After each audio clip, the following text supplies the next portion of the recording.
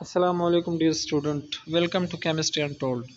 Student, आज हम ये टॉपिक्स डिस्कस करेंगे: oxidation and reduction, redox reaction, reaction without oxidation reduction. वह रिएक्शन भी हम पढ़ेंगे जहाँ पर ना ऑक्सीडेशन हुआ हो और ना reduction. Reaction first occur on earth surface, ज़मीन पर सबसे पहले कौन सा रिएक्शन हुआ था, ये भी हम डिस्कस करेंगे।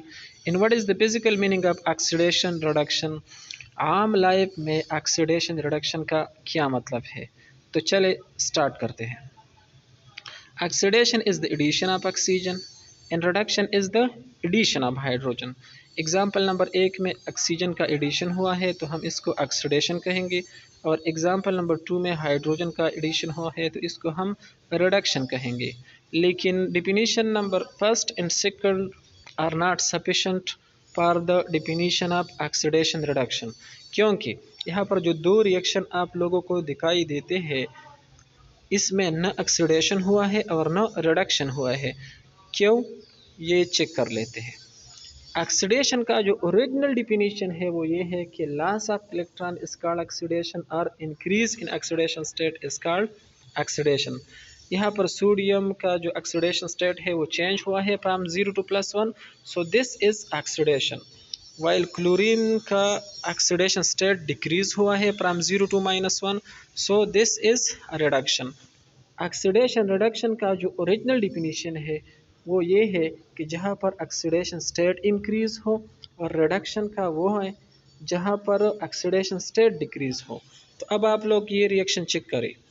ये एसिड बेस रिएक्शन है, इसको हम न्यूट्रलाइजेशन रिएक्शन कहते हैं, और ये सेकंड साल्ट और वाटर का रिएक्शन है, इसको हम हाइड्रोलाइसिस रिएक्शन कहते हैं। यहाँ पर रिएक्टेंट में जो एलिमेंट है और प्रोडक्ट में जो एलिमेंट है, यहाँ पर दोनों का ऑक्सीडेशन स्टेट बिल्कुल सेम है। सोडियम का ऑक्सीडेशन स्टेट रिएक्टेंट और प्रोडक्ट में दोनों का ऑक्सीडेशन स्टेट सेम है। Same is the case for oxygen and for hydrogen. So कायनात और दुनिया में ये दो रिएक्शन आपको जब भी मिले, ये न्यूट्रलाइजेशन एंड हाइड्रोलाइसिस रिएक्शन, ये दो रिएक्शन जहाँ पर भी हो इसमें न ऑक्सीडेशन होता है और न रिडक्शन होता है। ये दोनों यूनिक रिएक्शन है जहाँ पर न ऑक्सीडेशन हमें देखने को मिलती है और न रिडक्शन, बिकॉज यहाँ पर लॉस ऑफ इलेक्ट्रॉन और गेन ऑफ इलेक्ट्रॉन या यहाँ पर इंक्रीज या डिक्रीज इन ऑक्सीडेशन स्टेट को ऑब्जर्व नहीं किया जाता है। और आगे देखते हैं कि ये रेडॉक्स रिएक्शन कैसे कहते हैं। उस रिएक्शन को हम रेडॉक्स रिएक्शन कहेंगे जहाँ पर ऑक्सीडेशन और रिडक्शन दोनों कलेक्टिवली हुआ हो।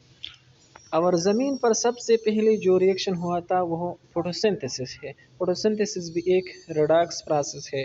तो अब आप लोग खुद सोचें रेडॉक्स रिएक्शन की कितनी सिग्निफिकेंस है, क्योंकि फोटोसिंथेसिस वह रिएक्शन है जो ज़मीन को फूड प्रोवाइड करती है। और रेस्पायरेशन हमने पढ़ा है कि ये भी एक रेडॉक्स प्रोसेस है। ये वो रिएक्शन है जो ज़मीन को एनर्जी प्रोवाइड करती है, और ये फोटोसिंथेसिस सबसे पहले अर्थ पे हुआ और इसके बाद रेस्पायरेशन स्टार्ट हुआ।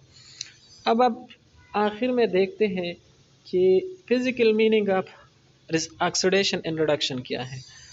तो फिज़िकली हम ऑक्सीडेशन को इस तरह डिफाइन करते हैं कि release of energy is called oxidation, while storing of energy is called reduction. तो अब आप खुद सोचिए, रिस्पायरेशन में रिलीज ऑफ एनर्जी होता है तो हम इसको ऑक्सीडेशन कहेंगे। फोटोसिंथेसिस में स्टोरिंग ऑफ एनर्जी होता है तो हम इसको रिडक्शन कहते हैं। By the way, photosynthesis is a redox process, but यहाँ पर रिडक्शन ज़्यादा होता है और ऑक्सीडेशन कम कम होता है। Photosynthesis and respiration is also a redox process. यहाँ पर ऑक्सीडेशन ज़्यादा होता है और रिडक्शन कम होता है। तो ओवरऑल हम इस तरह कंक्लूड कर सकते हैं कि respiration is a an oxidative process while photosynthesis is a reductive process। photosynthesis में reduction